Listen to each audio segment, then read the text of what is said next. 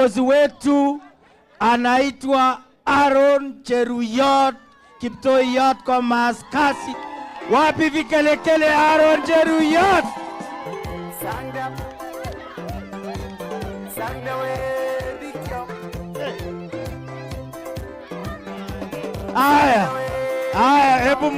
Hebu mweke Aaron namna hii niangalie. Nikisema Aaron mnafanya namna hii. Aaron. Cheranganyi hoye! Cheranganyi hoye! Trans Nzoia hoye! Mumetukaribisha hapa kwenu. Mukuna kwanga na furaha hivi kila siku ama ni leo? Kila siku. Kwa hivyo tuzidi kukuja hapa bila kuchelewa. Asante, mimi pia nimeshukuru. Nimealikwa hapa na Mama Lilian Sioi. Ameniambia tafadhali kuja usaidie kina mama na vijana wangu hapa Trans Nzoia. Musikue marafiki wa kukuja wakati wa campaign peke yake. Na leo tumekuja kuwashika mkono. Tutembee pamoja na nyinyi. Mnakumbuka wakati wa campaign tulipatiana ahadi na tukasema lazima ikue bottom up. Yaani wale wako chini tuwainue pia mpaka wafike juu. Mimi najua kati ya kina mama biashara yenu leo, wale ambao ni wanabiashara, mtaongeza stock na haitakuwa ya fuliza, itakuwa pesa yenu. Ndio maana tunazunguka tukisema bali na mipango ile ya serikali ambayo inaendelea, lazima pia tuungane na kina mama kwa style zingine tofauti, kama mchango kama hii ya empowerment, ili biashara ya kina mama na vijana na wazee iweze kunufaika na kukua bora. Unajua kuna wakora kule Nairobi na watu ya fitina wanatutisha na kutuambia ati nyinyi kwa nini mnatembea na pesa mnapatia watu kule chini ili waweze kuinuka. Washindwe wasishindwe. Tutembee tusitembee. Tusaidie watu tusisaidie. Si lazima kusaidiana. Unajua wao wako na pesa hata kushinda sisi. Lakini hawatoi sio kwa sababu hawana. Ni kwa sababu roho ni mbaya. Unajua kutoa sio mfuko. Kutoa ni wapi? Si ni moyo? So hii watu wachana nao. Mimi ningependa tu kuhakikishia nyinyi watu wa Trans Nzoia, ahadi zote zile rais wetu William Ruto alipeana wakati tulikuja hapa kwenda Trans Nzoia, tutahakikisha kwamba zimetimia. Nyinyi mnajua nyinyi ni wakulima. Mnapanga, mnapanda na mnavuna. Kabla ya rais William Ruto kuchukua usukani, mulikuwa hasa watu wamepoteza mawazo yao yote kwa ndege. We DJ, siweke ngoma kidogo saa ile ndege inashuka. Huyu DJ pia amelala, ningewachia kitu lakini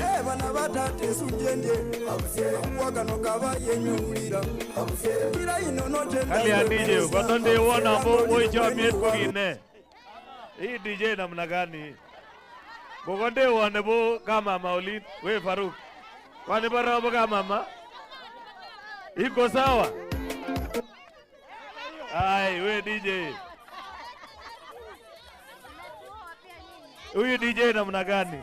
Haya sawa, sasa ndege imeshuka. Wacha nimalizie hivi. Sikiza.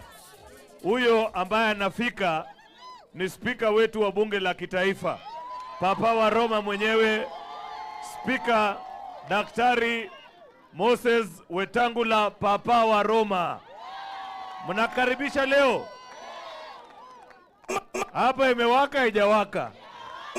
Imewaka leo Tushikilia hapa. Si leo ni kupona ama aje? Leo mambo lazima iwe mzuri.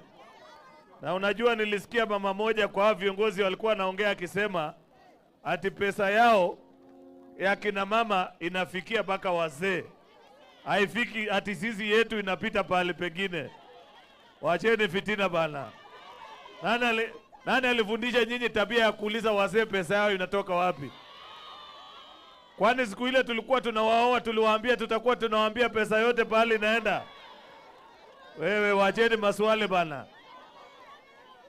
Si watu wote ni wa dunia ya Kenya? Si kina mama wote ni wa Mungu? Tukiwachunga iko shida.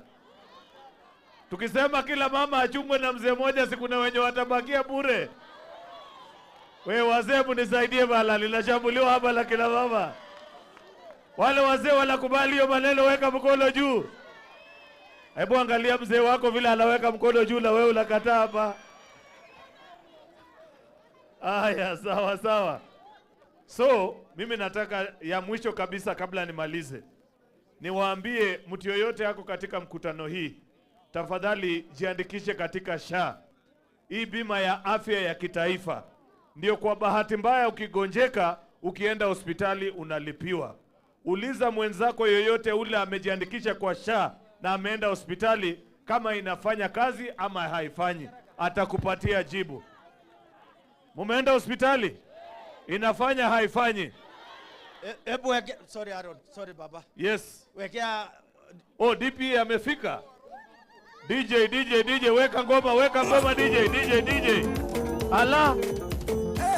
Anaingia sasa naibu wa rais mwingine, bali naibu wa rais wa Kenya, Profesa Kithure Kindiki.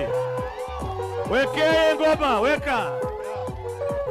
Wacha afike. Fanya namna hiyo, fanya namna hii. Fanya namna hii. Karibisha. Tano tena.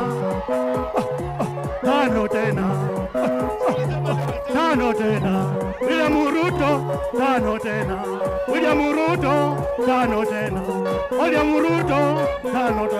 Hata iwe nini, tano tena. Rais William, tano tena. Siyo hilioni, tano tena. Diliani siyo hii, tano tena. Papa Magufuli, tano tena. Spika wa kaunti, tano tena. Spika wa Kenya, tano tena. Rais Ruto, tano tena. Tano tena. Faruku, tano tena. Haya. Wapi makofi ya Profesa Kindiki? Si naibu wa rais anafaa kukaa hivi? Mnapenda huyu ama yule mkabila? Si huyu anajua sura ya Kenya? Yule mkabila aliwahi fika hapa? Si alikuwa anasema nyinyi hamna shares katika serikali? Ati sasa wakati amefukuzwa ndiye anakumbuka Trans Nzoia pia ni Kenya. Na wakati tulikuwa kwa ofisi na yeye, ulikuwa ukimwambia wacha hii ende kwa watu wetu Trans Nzoia, anasema hawa hawakutupigia kura. Ashindwe asishindwe? Tulifanya vizuri kufukuza yeye? Akwende kabisa. Na wacha nimwambie, na hiyo tabia yake ya kuleta fujo Kenya. Wewe mzee wa kuleta fujo na propaganda na fitina, utashindwa asubuhi na mapema. Unajua hii watu wanaangalia William Ruto kwa sababu William Ruto wako busy kazini, wanafikiri wanawezana naye kwa kazi. Wakati siasa itaanza, hao wakora watawezana na William Ruto kweli? Nyinyi si mnajua William Ruto akianza siasa hao wakora wataweza? Si watashika kiuno mapema sana? Tutawashinda asubuhi na mapema. In fact, William Ruto tumemwambia pass mark yake ni 70%. Sio hiyo maneno ya 50%. Tunataka 70% na kwenda mbele, ili Kenya iweze kusonga mbele, Kenya ambaye kila Mkenya anajihisi yeye ni wa taifa. Ya mwisho kabisa niseme kuhusu hii maneno ya fujo ambayo imetokea taifa letu. Hao wakora ambao kazi yao ni kuvunja manyumba ya watu, kuvunja biashara ya wengine. Alafu kuna watu wanawatetea na kutuambia ati hiyo watu wasiguzwe. Nikuulize wewe, mtu wa hapa Trans Nzoia, upande mahindi yako, mtu akuje kwa shamba yako avune mahindi yako, aingie kwa nyumba yako, wewe utabakisha yeye? Mtafanyia nini? Mnalima kiboko, si ndio? Hiyo tabia hatutaki. Tunataka nchi ambaye kila Mkenya anaheshimu maisha na mali ya wenzake. Kama uko na demokrasia na unataka kuongea, hata mimi niko na demokrasia na pia niko na maoni yangu. Wacha mambo ya kujifanya ni kama maoni yenu ni ya maana kushinda ya wengine. Na wale viongozi ambao wanatetea hawa wakora tunawaambia washindwe kabisa. Mimi nimemsikia mwingine anaongea jana bunge ati anasema hata wakichoma hiyo maofisi ya serikali ni yao. Kama unataka kuchoma ofisi ya serikali, ita Wakenya wote milioni 50. Sio wakora wawili peke yake ati mnasema ni yenu. Hii mali ya umma ni yetu sisi wote. Kwa hivyo muache kujifanya kierehere na kuvunja mali ya umma. Mimi nakubaliana na vile viongozi wote wamesema kwamba mtu yoyote ambaye anachezea maisha, ambaye anachezea mali, ambaye anavuruga amani, akutane na sheria vile inavyotakikana. Akutane asikutane. Wacha niseme asante kufikia hapo, sababu viongozi ni wengi. Hata mimi nimewatembelea na shilingi 500,000.